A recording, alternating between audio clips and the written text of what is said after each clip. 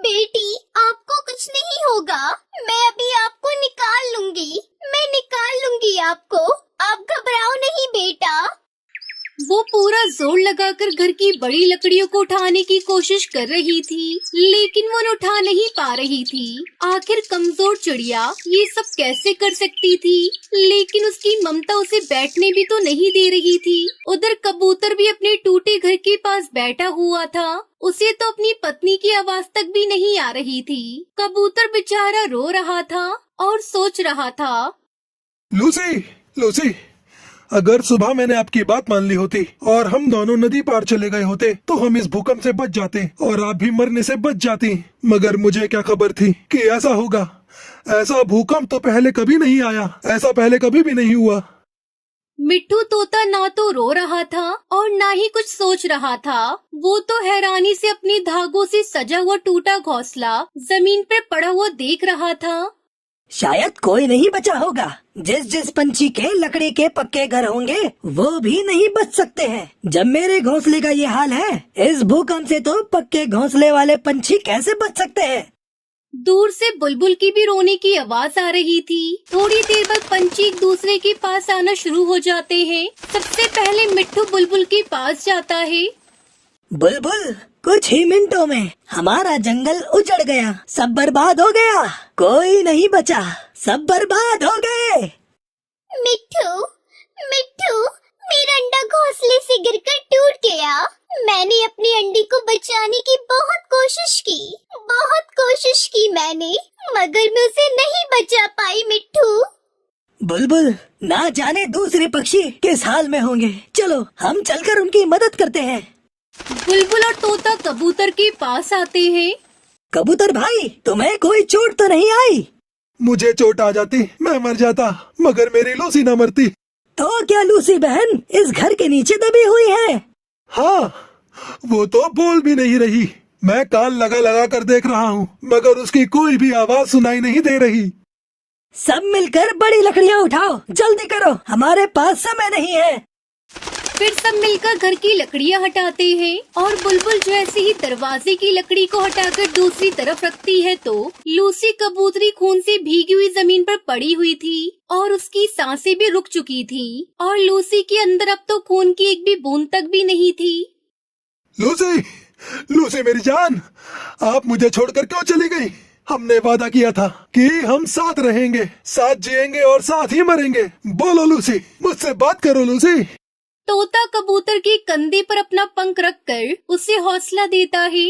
अभी हमें दूसरे पक्षियों के पास जाना होगा। हम लूसी को तो ना बचा सके, हो सकता है दूसरे पक्षियों को हमारी जरूरत हो। फिर वो सब वहाँ से चले जाते हैं। कालू कौवा तो सुंदरी को देख देख कर रो रहा था। कबूतर, तोता, बुलबुल भी वहाँ आ जाते हैं। मैं लुट गया, बर्बाद हो गया है। ऊपर वाले, ये तूने क्या किया? तुम्हारी भाभी इस मलबे में दबी हुई है। उसका ये पंख नजर आ रहा है। उसके ऊपर छत गिरी थी जब भूकंप आया था। मेरा अंडा टूट गया और लूसी भी बच न सकी। कालू भाई, हमें एक दूसरे को हौसला देना होगा, एक दूसरे के दुख को कम करना होगा। दूर से चिड़िया के रोने की आवाज भी पक्षियों के कानों में पड़ती है। बचाओ, बचाओ, कोई मेरी बेटी सुनहरी को छत के नीचे से बाहर निकालो। कोई तो मेरी मदद करो। बचाओ, बचाओ। ये टुनटुनी चिड़िया की आवाज है, जल्दी चलो। वो मदद के लिए गुहार लगा रही है, उसे मदद की जरूरत है। फिर वो सब जल्दी से उड़कर टुनटुनी चिड़िया के पास आते हैं। मैं आपको कब से आवाज़ें दे रही हूँ। मेरी बेटी सुनहरी छत के नीचे दबी हुई है। वो बिल्कुल ठीक है, वो मुझे बुला रही है। आप मेरी मदद करो। वो अभी भी ठीक है, वो मुझे बुला रही है। बंटी भाई, इस बड़ी लकड़ी को एक तरफ से उठाओ और मैं दूसरी तरफ से उठाता हूँ। फिर कालू, तोता, कबूतर, बुलबुल, टुनटुनी चिड़िया सब मिलकर लकड़ियाँ हटाते हैं। मम्मा, मम्मा मैं यहाँ हूँ। मम्मा मैं ठीक हूँ। मम्मा, ये खिड़की मेरे ऊपर से हटाएं। फिर वो सब सुनहरी को सुरक्षित खिड़की के नीचे से निकाल लेते हैं। वो सब बहुत डरे हुए थे और वे एक दूसरे को अकेला छोड़कर नहीं जाना चाहते थे। उन्हें अभी भी ऐसा लग रहा था कि जैसे कि जंगल हिल रहा हो। वो सब उस भूकंप को लेकर इतना डर गए थे कि वो लम्हा उनकी आंखों के सामने से जा ही नहीं रहा था। शाम के बाद रात भी हो जाती है। वो सब पेड़ पर बैठे हुए थे। रोज की तरह आज भी चांद रोशन था और वो सब बैठे एक दूसरे की तरफ देखे जा रहे थे। उन्होंने आज के दिन बहुत कुछ खोया था। किसी ने माँ, किसी ने पत्नी तो किसी ने अंडा। भूकंप ने सब कुछ हिलाकर रख दिया था। सुनहरी अपनी मम्मा के पंखों में छुपी बैठी हुई थी। वो सब बेघर हो गए थे, मगर प्रकृति के काम में किसी का जोर नहीं। टुनटुनी अपनी बेटी सुनहरी के साथ घोंसले में बैठी हुई थी और वो भोजन के लिए जाने की तैयारी कर रही थी। टुनटुनी ने अपना लकड़ी का घर नया नया बनाया था, इसलिए वो बहुत खुश थी। बेटा, मेरी बरसों से इच्छा थी कि मेरा भी लकड़ियों का बना हुआ मजबूत सा घर हो, इसलिए आज मैं बहुत खुश हूँ। मम्मा, जब मैं आपको खुश देखती हूँ तो मुझे भी बहुत खुशी मिलती है। मम्मा, अब हमारी चिंता खत्म हुई। बरसात के समय में भी अब हमें कोई डर नहीं, क्योंकि अब हमारा मजबूत घर है। उसी जंगल में सुंदरी भी रहती थी, जो कि बहुत अमीर थी। उसे तो गहने और सजने के अलावा और कोई भी काम न आता था। कालू जी, आप मुझे एक रानी हार ला दो, फिर मेरे सारे गहने पूरे हो जाएंगे और मुझे कुछ भी नहीं चाहिए। जब रानी हार आ जाएगा सुंदरी, तब तुम्हारी कोई दूसरी फरमाइश होगी, क्योंकि गहनों का शौक तुम्हारा कभी खत्म नहीं होगा। सेठ कालू की पत्नी हूँ, अगर मैं दूसरों से अलग नहीं दिखूंगी तो सबको कैसे पता चलेगा कि मैं आपकी पत्नी हूँ। ये तो है। चलो अब तुम अपने गहने रखो, क्योंकि हमें कबूतर के घर पार्टी में भी जाना है। कालू ने अभी ये बात कही थी कि उसे सब कुछ हिलता हुआ दिखाई देता है। सुंदरी, बर्तन हिल रहे हैं और वो देखो, खिड़की और दरवाजा भी हिल रहा है। कालू, कालू जल्दी भागो, घर से निकलो, ये भूकंप है। कालू, भूकंप आ गया।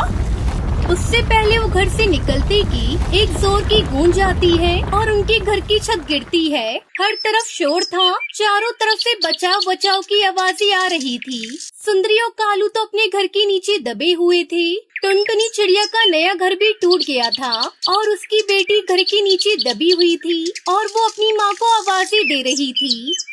सुनहरी, मेरी जान, आपको कुछ नहीं होगा। मैं अभी आपको निकाल लूंगी, मैं निकाल लूंगी आपको।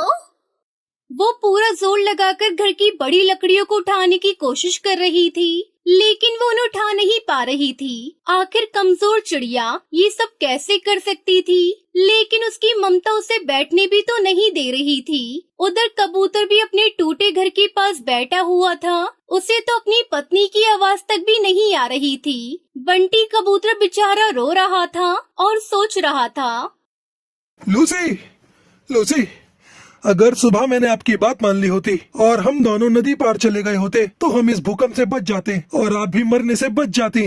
मगर मुझे क्या खबर थी कि ऐसा होगा। ऐसा भूकंप तो पहले कभी नहीं आया, ऐसा पहले कभी भी नहीं हुआ। मिट्टू तोता ना तो रो रहा था और ना ही कुछ सोच रहा था। वो तो हैरानी से अपनी धागों से सजा हुआ टूटा घोंसला जमीन पर पड़ा हुआ देख रहा था।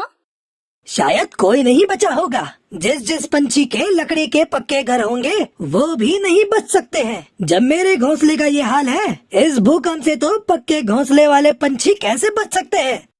दूर से बुलबुल के रोने की आवाज आ रही थी। थोड़ी देर बाद पंछी एक दूसरे के पास आना शुरू हो जाते हैं। सबसे पहले मिट्टू बुलबुल के पास जाता है। बुलबुल, कुछ ही मिनटों में हमारा जंगल उजड़ गया, सब बर्बाद हो गया, कोई नहीं बचा, सब बर्बाद हो गए। कोई नहीं बचा, सब बर्बाद हो गया। मिट्टू, मेरा अंडा घोंसले से गिरकर टूट गया। मैंने अपने अंडे को बचाने की बहुत कोशिश की, मगर मैं उसे नहीं बचा पाई। मिट्टू, बुलबुल, ना जाने दूसरे पक्षी किस हाल में होंगे। चलो हम चलकर उनकी मदद करते हैं। इस तरह सभी पक्षी एक दूसरे की मदद करते हैं और एक पेड़ पर जाकर बैठ जाते हैं। वो सब बहुत डरे हुए थे और वो एक दूसरे को अकेला छोड़कर नहीं जाना चाहते थे। उन्हें अभी भी ऐसा लग रहा था जैसे कि जंगल हिल रहा हो। वो सब उस भूकंप को लेकर इतना डर गए थे कि वो लम्हा उनकी आंखों के सामने से जा ही नहीं रहा था। रोज की तरह आज भी चांद रोशन था और वो सब बैठे एक दूसरे की तरफ देखे जा रही थी। उन्होंने आज के दिन बहुत कुछ खोया था। किसी ने माँ, किसी ने पत्नी तो किसी ने अंडा। भूकंप ने सब कुछ हिलाकर रख दिया था। तो दोस्तों, ये थी आज की कहानी। और हाँ दोस्तों, इस कहानी से सीख मिलती है कि हमें मुसीबत में दूसरों का साथ देना चाहिए। और हाँ दोस्तों, आज का सवाल ये है कि बुलबुल ने भूकंप में क्या खोया था? अगर आपको पता है तो कमेंट बॉक्स में लिखकर जरूर बताएं। और हमारे चैनल पर नए आए हैं तो चैनल को कर दो सब्सक्राइब और हमारे वीडियो को कर दो लाइक। और हाँ दोस्तों, घंटी बजाना ना भूलना ताकि नई वीडियो आपकी फोन की स्क्रीन पर हो। मिलती हूँ मैं आपको अगली वीडियो में, तब तक के लिए धन्यवाद। चंदनवन में रहने वाला बंटी का परिवार अपने बेटे कबूतर को चिड़िया दिखाने ले जाता है। बेटा बंटी चिड़िया को देखता है और देखता ही रह जाता है। माँ, मैं शादी करूँगा तो इसी चिड़िया से करूँगा। मुझे ना कुछ पूछना है, ना ही कोई बात करनी है। बस फिर क्या था, धूमधाम से बंटी की शादी टुनटुनी से हो जाती है। लेकिन अगले दिन टुनटुनी की आवाज जब घर वाले सुनते हैं तो दंग रह जाते हैं, क्योंकि खुद ही सुन लीजिए। अले अले, इतनी जल्दी सुबह हो गई, मुझे तो नींद आ रही है। टुनटुनी, ये कैसे बोल रही हो तुम? ठीक तो हो ना? बिल्कुल बिल्कुल, मुझे ता हुआ है, मैं तो बिल्कुल ठीक हूँ। बंटी को समझते देर नहीं लगती है। जिस टुनटुनी की चूचू आवाज वो सुनना चाहता था वो तो तोतली निकली। अब क्या था, बंटी सर पकड़कर बैठ जाता है। तभी उसकी माँ वहाँ आ जाती है। अरे बंटी बेटा, बहू को क्या हुआ? तुम लोग परेशान से लग रहे हो, सब ठीक तो है ना? बंटी कुछ बोलता उससे पहले ही टुनटुनी बोल पड़ती है। अरे चाचू माँ, कोई बात नहीं है, ये तो बिला वजह ही परेशान हो रहे हैं। अरे ये तो तोतली है, तोतली। मेरे तो भाग्य ही फूट गए। तुझे ही तो लड़की की सूरत देखनी थी, देख ली। अब जीवन भर करो मेला बाबू, मेला सोना। अरे माँ, तुम भी मजाक कर रही हो। मैं अपने दोस्तों के सामने से कैसे लेकर जाऊँगा? बंटी को परेशान देखकर टुनटुनी हंसती है और कहती है, अले आपको परेशान होने की जरूरत नहीं है, मैं चुपला कर लूंगी आपके दोस्तों के सामने। मेरे पापा भी मेले को चुपलाने को बोलते थे। बंटी और उसकी माँ को टुनटुनी का आइडिया अच्छा लगता है। अगले दिन बंटी और टुनटुनी बंटी के दोस्त के घर जाते हैं, जहाँ बंटी टुनटुनी को समझाकर जाता है उसे चुप रहना है, चाहे जो हो जाए वो एक बूंद आवाज नहीं निकालेगी। बस क्या था, सब खाना खाते हैं। बंटी के दोस्त की बीवी टुनटुनी से उसका नाम पूछती है। तभी बंटी बोल पड़ता है, टुनटुनी नाम है भाभी इसका। अब दोस्त के घर कोई भी टुनटुनी से सवाल करता, जवाब बंटी देता। टुनटुनी को बोलने का मौका ही नहीं देता। उसे डर था कहीं टुनटुनी उसके तोतलेपन की पोल न खोल दे। अरे भैया, क्या बात है? जब से आप आए हैं मैंने तो आपकी बीवी की आवाज ही नहीं सुनी, कहीं गूंगी तो नहीं है ना? टुनटुनी को ये बात सुनकर बुरा लगता है, लेकिन उसे बंटी की बात भी याद रहती है। उसे कुछ भी नहीं बोलना है, तो लिहाजा वो चुप ही रहती है। अरे नहीं भाभी, टुनटुनी नाम है मेरी बीवी का, टुनटुनी। और टुनटुनी भी भला गूंगी हो सकती है क्या? वो तो जरा शर्मीली और कम बोलने वाली है मेरी बीवी। सभी बंटी की बात पर यकीन कर लेते हैं, लेकिन उन लोगों के घर में एक बदमाश बच्चा होता है जो लगातार टुनटुनी को देख रहा होता है। वो सोचता है कैसे भी करके वो टुनटुनी की आवाज सुनकर ही रहेगा। बस फिर क्या था, बच्चा प्लास्टिक के चूहे पर चाबी भरकर उसे टुनटुनी के पैर के नीचे छोड़ देता है। जैसे ही नकली चूहा जाकर टुनटुनी के पैर से टकराता है तो टुनटुनी जोर जोर से चिल्लाने लगती है, अरे तुहा तुहा, पकलो पकलो, तुहा निकाल लिया। बच्चा टुनटुनी के मुंह से तोतली आवाज सुनकर जोर जोर से हंसने लगता है। बंटी का मुंह उतर जाता है तो तभी भाभी बंटी को समझाती है, तुम्हारी टुनटुनी तोतली है क्या? हाँ भाभी भैया, मैंने तो बस इसकी सुंदरता देखी, इससे कोई सवाल जवाब करना भी जरूरी नहीं समझा। लेकिन शादी के बाद मुझे पता चला कि ये तो तोतली है। अरे कोई बात नहीं बंटी भैया, अब तोतलापन का इलाज है, आप ना इसे अच्छे डॉक्टर को दिखाइए, इसका इलाज संभव है। अच्छा भाभी, फिर तो मैं कल ही इसे डॉक्टर के पास लेकर जाऊंगा और फिर मेरी टुनटुनी सच में कोयल की तरह बोलेगी। बंटी कबूतर टुनटुनी को डॉक्टर के पास लेकर जाता है। कुछ ही महीनों बाद टुनटुनी बिल्कुल ठीक हो जाती है। बंटी जी, आपका बहुत बहुत शुक्रिया, आज आपकी वजह से मेरा तुतलानापन दूर हो गया और मैं अच्छे से बोल पा रही हूँ। अब वो तीनों एक साथ खुशी खुशी रहते हैं।